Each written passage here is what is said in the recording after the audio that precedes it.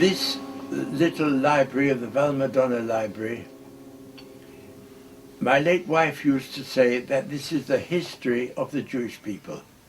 When you walk around this room and other rooms, you will see books printed in big towns and small towns, but all with a Jewish context.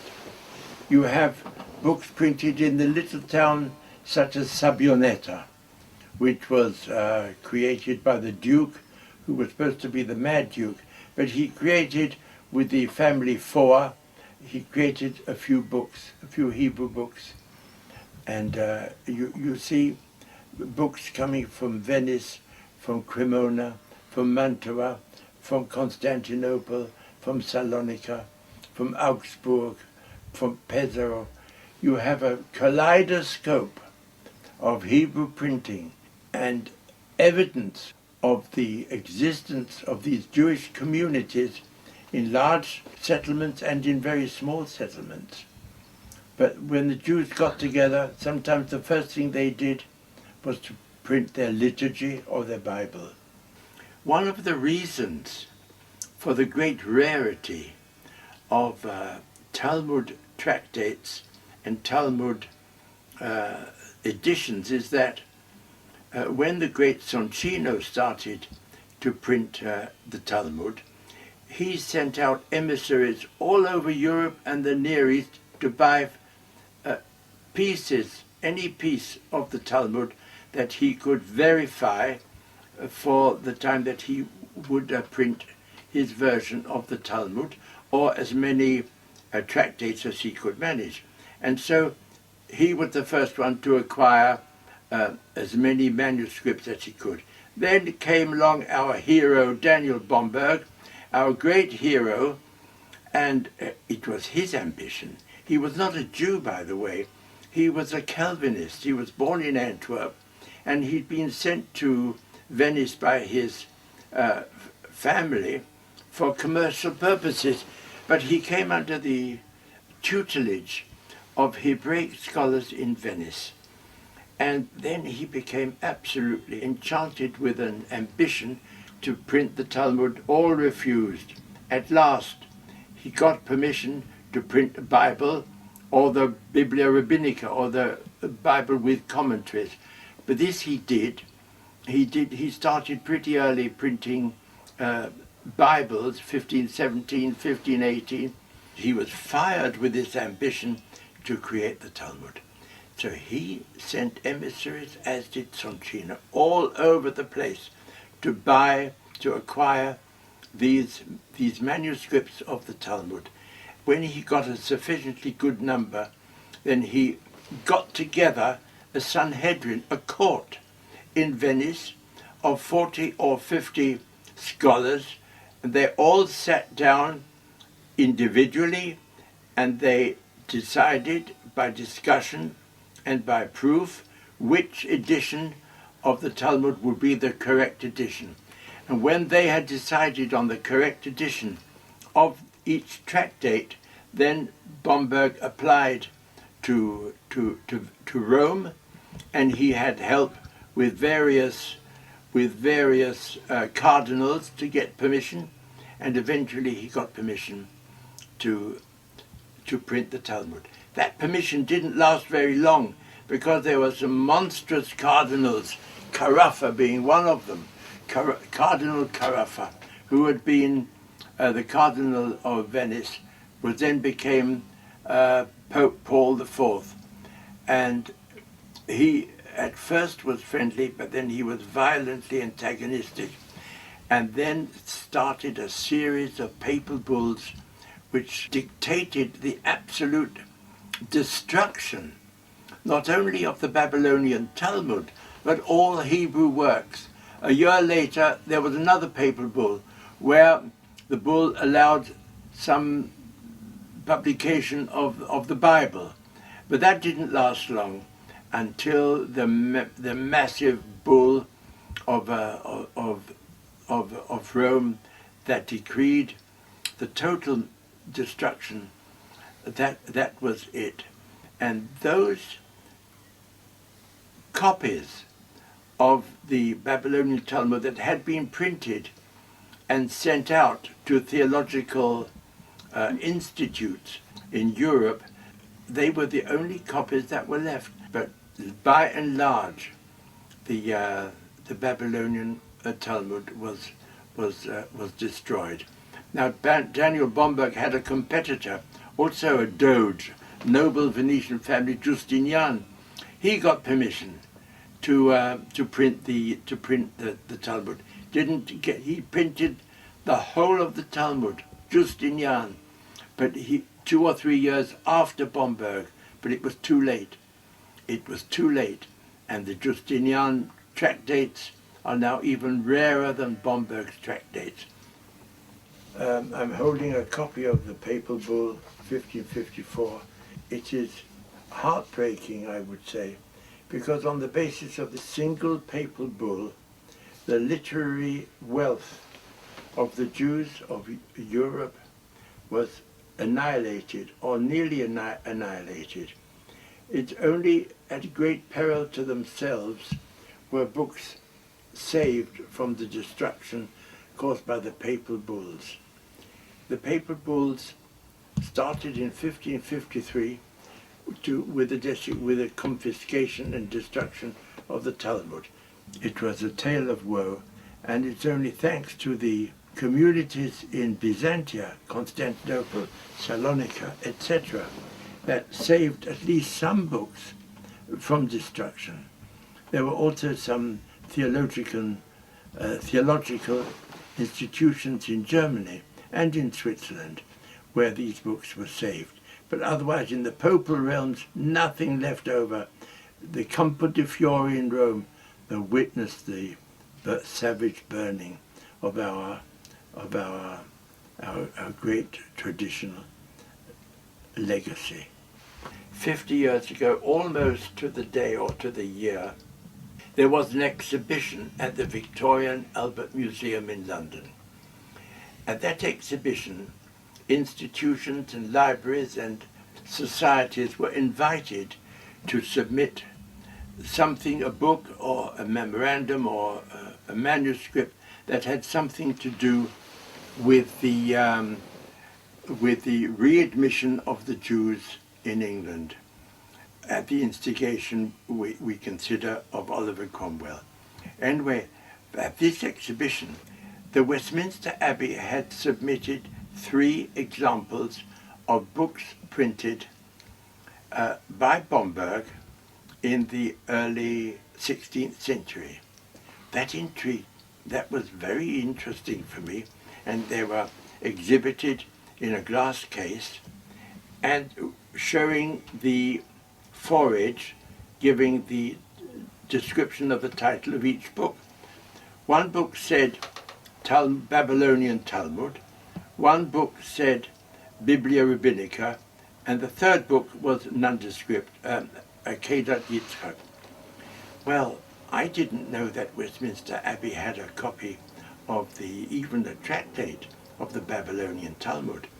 And I waited till closing time at the V&A, and I asked the porter to be kind enough, would you be kind enough, just let me have a look. It takes 2 minutes to a book in that vitrine. Well, he was a nice chap, and he said, if you won't be longer than 5, I said, I promise. So he opened the glass case, he took out what was described as Biblia Rabbinica. Oh my goodness me. I opened it up, and it wasn't Biblia Rabbinica. It was Babylonian Talmud. And the person who had bound the book, a binder in Oxford, and the binder had to put on for it what it was, made a mistake, and instead of putting Babylonian Talmud, put on Biblia Rabbinica. Next morning, I phoned Westminster Abbey, and I spoke to the librarian, whom I knew. It was Howard Nixon, formerly of the British Library. I said to Mr. Nixon, I'm referring to the books that you are showing at the Victoria and Albert. I believe that there might be a mistake. I had to be very careful. I believe there might be a mistake. I said, may I come and show you? He said, well, the trouble is that we had a dreadful job in getting these books out because the dust is taller than your arm. So I said, Mr. Nixon, may I come and look? He said, you can do that. I took a taxi to Westminster. It was impossible to get anywhere near because the dust was just so high. I said, Mr. Nixon, if I send somebody to clean this dust and to clean this room, would you give me your permission? He said, absolutely, they have to be very careful. I said, they're my people. They're used to it. So I sent 3 people from my office to clean the library of Westminster Abbey. I saw that there's a complete Babylonian Talmud, unused, in most marvelous condition. Now I have to tell you that one of my crazy ambitions in life was to put together a Babylonian Talmud. Here in that shelf, I had acquired already 44 tractates, but I knew that I was beaten. I could never put together a whole Babylonian Talmud. A dream, impossible. But anyway, here I have this. I've seen it at least, because I had seen other sets, but not a patch on this.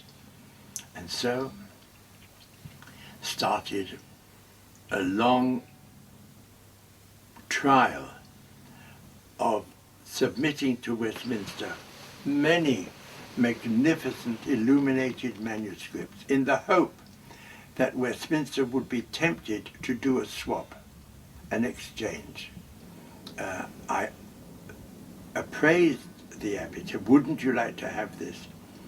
Until one day Mr. Nixon said to me, Mr. Lunzer, we at the Abbey consider our Babylonian Talmud to be part of the Abbey itself.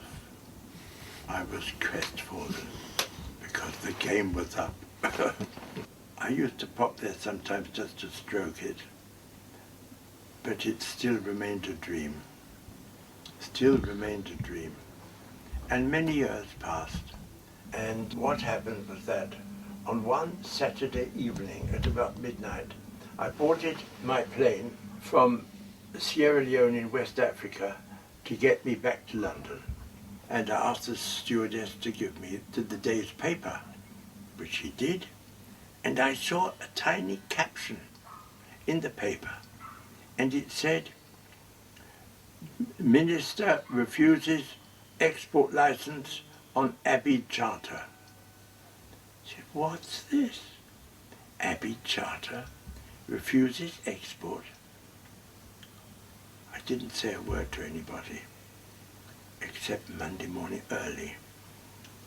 I phoned Mr. Nixon at the Abbey, and I said, Mr. Nixon, and he said, oh, Mr. Lunzer, we were expecting your call.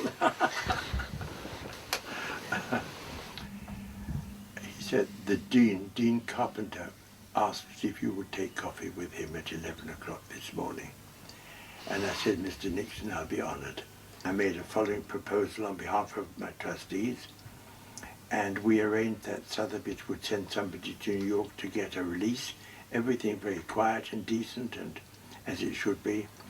And actually it was Lord John Carr at Sotheby's that helped us to get a waiver from Mr. Krauss, who was the buyer in New York, and we got, everything was arranged, and we had made 2 substantial payments to Sotheby in accordance with the statutes, etc. And there was a ceremony in Westminster Abbey.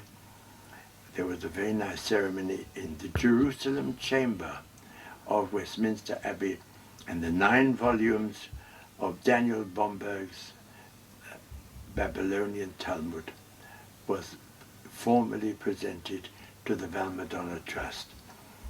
My wife had died, unfortunately, but my daughters were at the presentation, as were other distinguished guests. And so we have this treasure.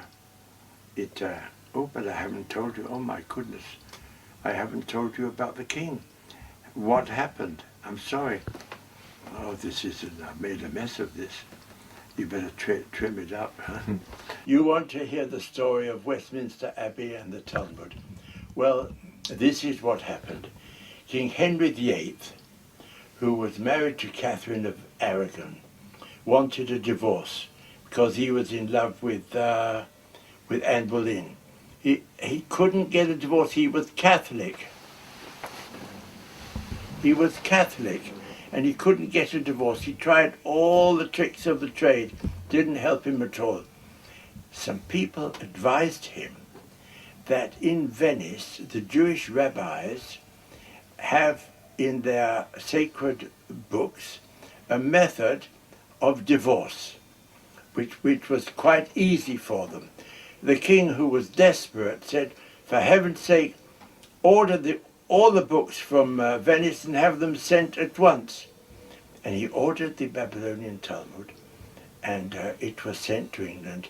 But it took such a long time to get to England that King Henry VIII decided he wouldn't wait any longer, and instead of waiting for the Talmud, which he'd ordered, he changed his religion, adopted the Reformation, and put an end to his Catholicism that way. But the books had arrived in the meantime, and they were sent to Oxford to be bound, we know that. And there is an initial on it, it says R.B. And people have said, well, what did the R.B.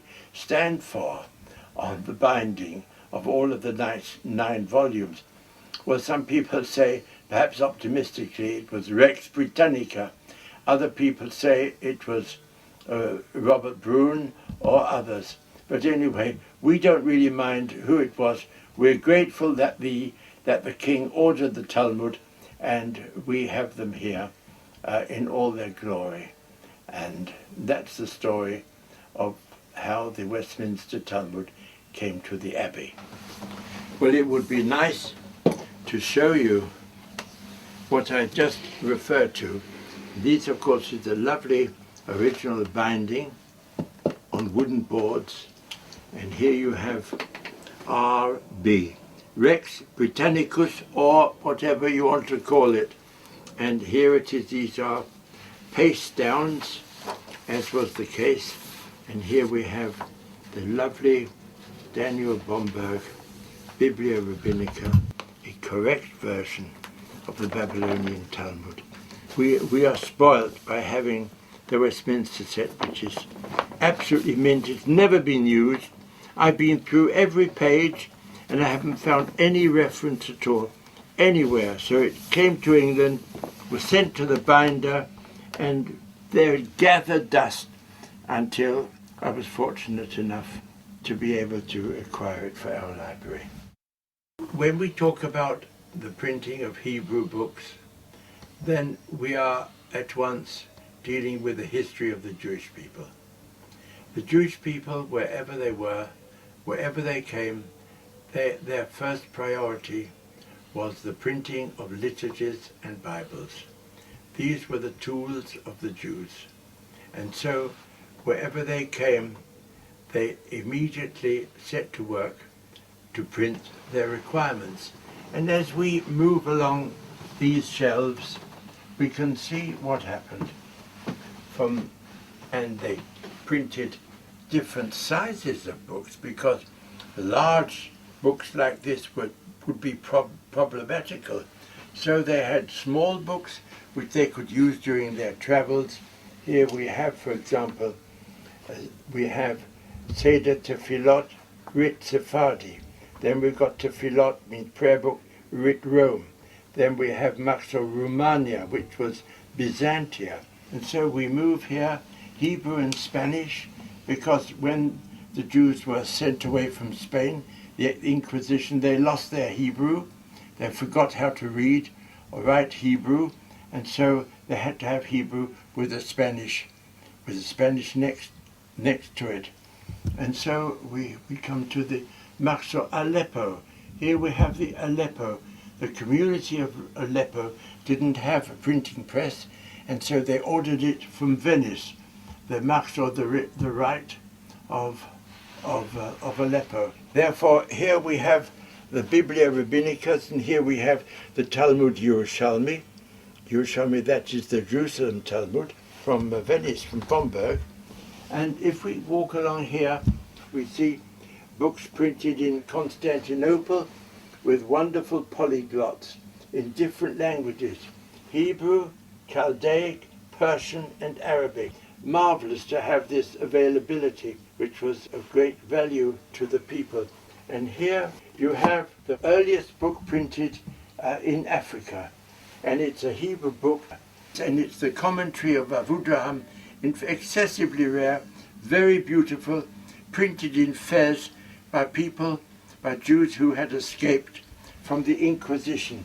1521, the first book printed in Africa. Here we have, for example, of Maimonides' Rambam, Constantinople, 1509, one of the very earliest printing in Constantinople, and post-incunable. We go along to Krakow, Prostitz, Prague. All these are tractates: Pesachim, Sanhedrin, and Eruvin, and Bava Metzia, and Shabbat. Wonderful tractates of the Babylonian Talmud, printed in Constantinople. All this is the history of the Jewish people, whether it's Constantinople, where they've been thrown out of Spain and Portugal. They were given welcome in Constantinople and Salonika. Not for very long, but anyway, at that time it was much appreciated.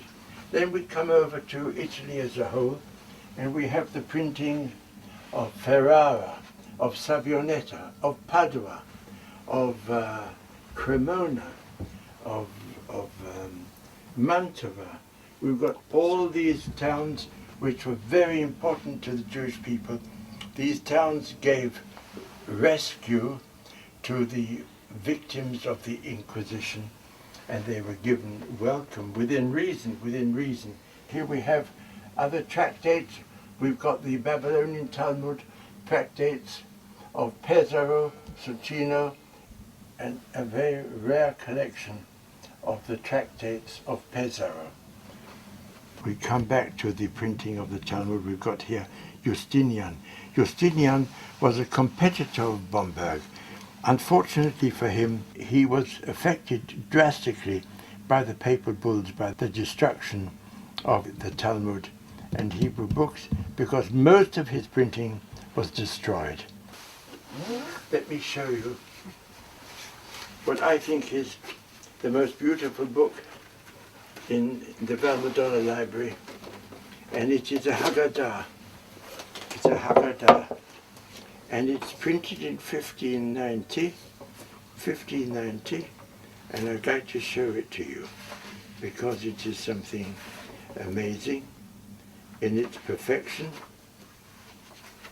and beauty, and it's in wonderful condition. We've located one other copy in the Bodleian in Oxford. Haggadah of extreme rarity and great beauty.